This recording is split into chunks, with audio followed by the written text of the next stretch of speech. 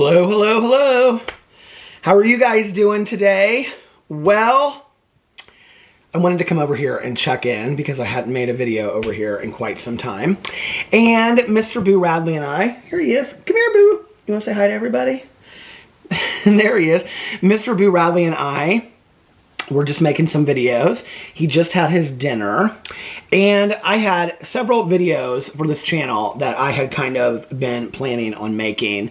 Some corny kind of videos. I wanted to make a video where I like showed my favorite 5 or 10 pairs of shoes because as somebody that has struggled with my weight for the last, 10 years, well, really my whole life, but the last 10 years pretty consistently.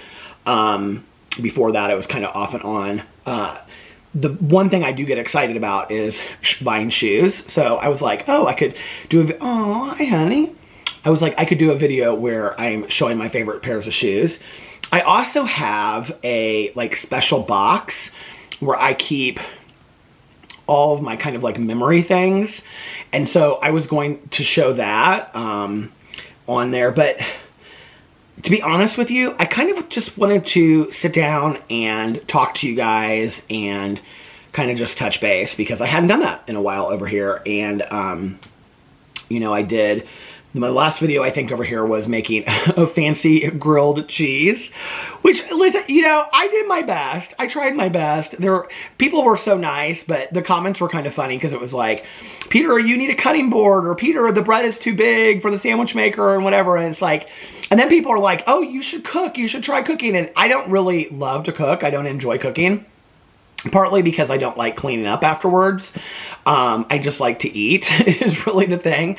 I will tell you though, what's so funny is since I did that video, I have been using that sandwich maker a lot to make grilled cheeses. And I've kind of learned, I've perfected the art of making grilled cheeses now.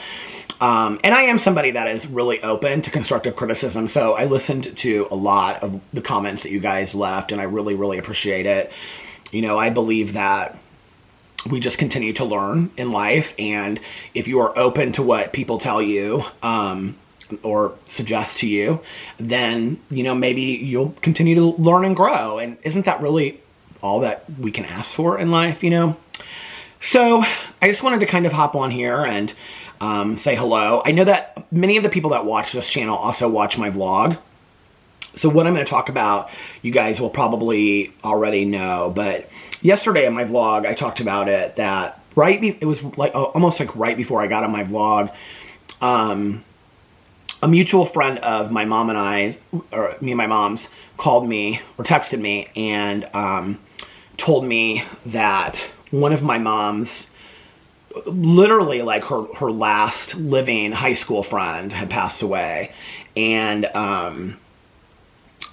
I don't know, it kind of was so strange. At first I didn't really have any kind of emotional response to it. And then I talked about it on my vlog and I kind of broke down and got really emotional a little bit over it. And then afterwards, in talking to my husband about it, because we talked a little bit last night. He is in San Diego, but we talked a little bit about it last night while he was waiting in the airport. And I don't know, it was just, I think it wasn't even so much for me about the fact that she had passed away. I hadn't seen her, it had been a really long time since I had seen her, and before that, my husband had asked me, he was like, is this somebody that you knew, really well? And I was like, yeah, I knew her really well, growing up. She was one of my mom's best high school friends. And she lived in New York for a long time, and she would come and she would stay with us. And, I said this in the video yesterday, but she was a buyer for Lord & Taylor and Bonwit Teller. And then later she managed buyers in New York City and stuff like that. And I remember she would come and stay with us. And I can just remember her sitting and talking with my mom. And she was just I thought she was so elegant and, and fashionable. And I would always tell people, my mom's friend is a buyer. And then I wanted to be a buyer. I didn't even really know what that meant. And, I can just remember her sitting there and smoking cigarettes, being really fancy and whatever. And And then she was a really big part of like when my mom was sick, because she came and she stayed, you know, with my mom a lot when my mom was sick and really helped. But I think the thing is that it's like, I was really thinking about this last night. You know, like it's crazy. Like somebody posted the other day and they said something like, when you realize that 2022 is closer to this than that. And it's like, it's been, you know, 32 years since I graduated from high school. It's a long time. Like that's a really long time, you know? And I think like some of the hardest things have been along the road are definitely like all of the people that I have lost. And I'm now kind of at a point where so many people that were a part of like my childhood or my youth or the first part of my life are no longer here, right? Not just like big contenders like my mom or my aunt and my uncle, but friends of theirs as well. You know, people that knew my history, that people that, you know, knew things about my life that I could call, you know, or talk to, or if I saw them for lunch, they called me for lunch, you know, and said like, let's get together. We haven't seen each other for a while. And, you know, they'd be like, oh, do you remember this about your mom? Or do you remember this about your Aunt Kathy and whatever, you know, like they're no longer here.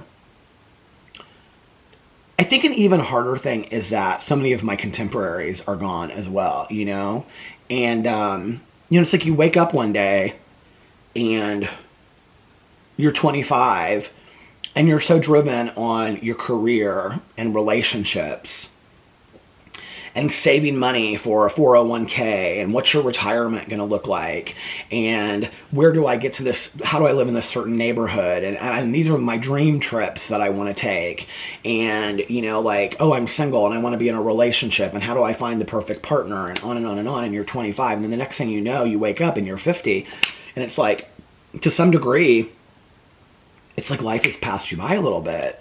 And I have had a magnificent life. I'm so absolutely grateful for just, you know, my life. I from my little dogs to, you know, my husband and, you know, like my previous partners that I shared my life with. I don't love that word partner. I don't know why I said that, but my two previous boyfriends that I had. I mean, I had boyfriends other than that, but these are my long-term boyfriends.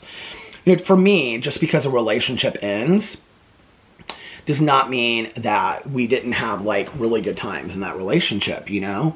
And I'm really grateful for that. I'm grateful for all of the friends I've had. You know, I feel so blessed to have had one friend for 25 years. I mean, my best friend, Tanya, she and I, we had each other for 25 years, you know?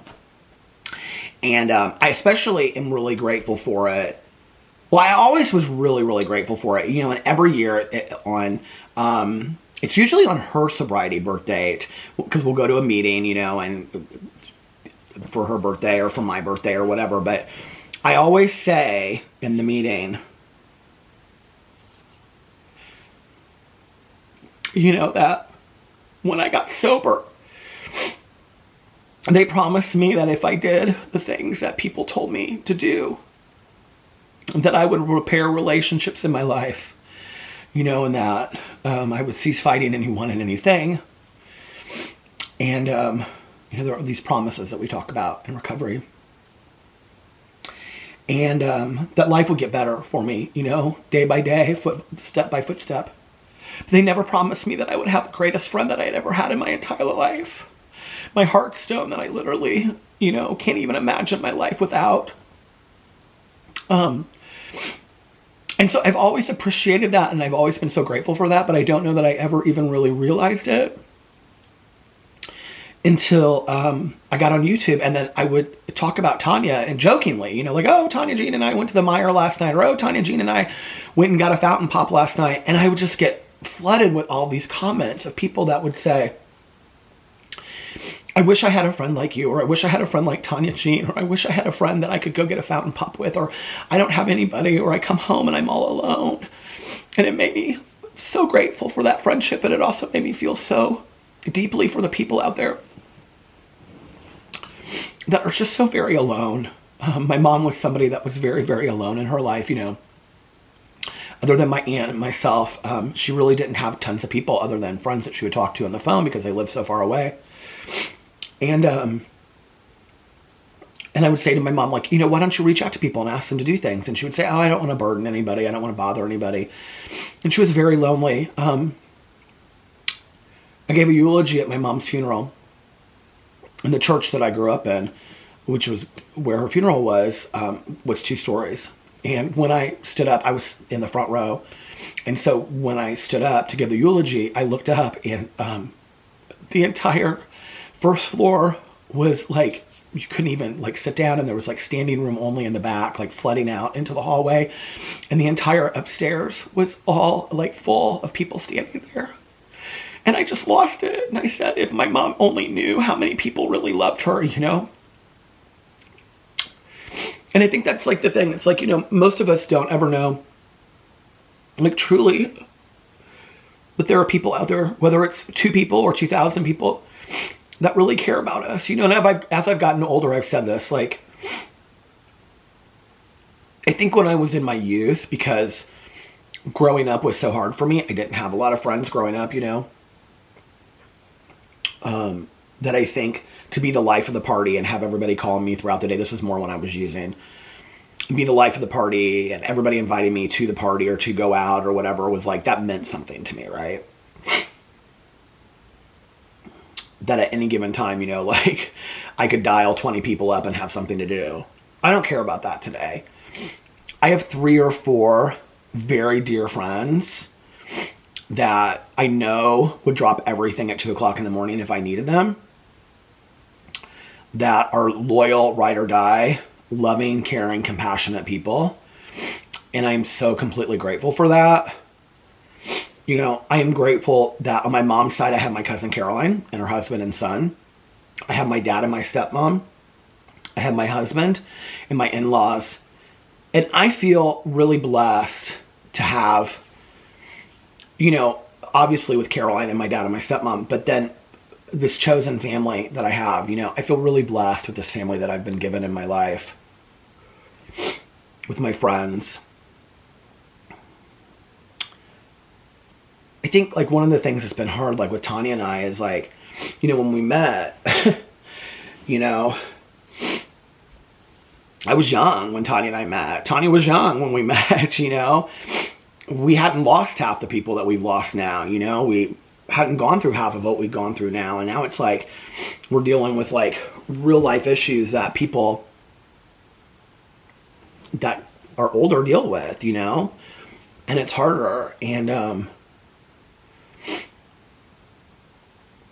I don't want to become, like, one of the things I feel so grateful for is, I mean, there aren't, let's just be for real, there aren't a lot of 50-year-olds that are on YouTube and have the privilege and the honor of getting to call this their job and getting to be able to do this on a daily basis and make videos where they literally can talk about anything, and there are people out there that'll watch it. Like, I feel so blessed about that. You know, I mean, it's kind of like a kid's world out there where, you know, like you're 20 years old and you make some TikTok that goes viral and then you have 2 million subscribers, right? Or followers. So the fact that I get to do something that I love every single day is just miracle world for me, and I feel so blessed. I don't want to become disillusioned, you know, with the more people that, you know, in my life that pass away or go away, you know, like, or move cross country, because that's happened too. And I think that that's hard. And I think, like, you know, when, like with, right now, you know, I just made a, oh, he's sleeping over there. But not too long ago, I did a video where I was talking about Boo Radley and how it's just us now, you know, and that before it was Pee-Pee and Tucker and Boo for a long time. And I used to talk in my vlog, and I would say, I just want time to stop. I just want time to stop. I don't want anything else, you know, to happen or to change. But I think what I've learned is that life changes. It's inevitable. And you got to embrace it. And you got to appreciate it. And as much as I miss Pee-Pee and Tucker, and our world is completely different, just being Alex and I, and me and myself, and Alex, I, and Boo. It's a different kind of wonderful in some ways, you know? And we've adjusted, and we're a different kind of small family now. Interestingly enough, I actually, last night, because Alex is out of town, I put down Tucker's lady and his blanket, because I wanted I wanted Boo Radley to feel comforted. Look at Boo Radley, isn't he so sweet? You want to say goodbye to everybody? Say hi. So anyway, I don't know what that was. That was just me rambling. But thank you for being over here. And yeah, I'm going to do all kinds of videos over here coming soon. So I love you guys, and I'll see you then. Bye.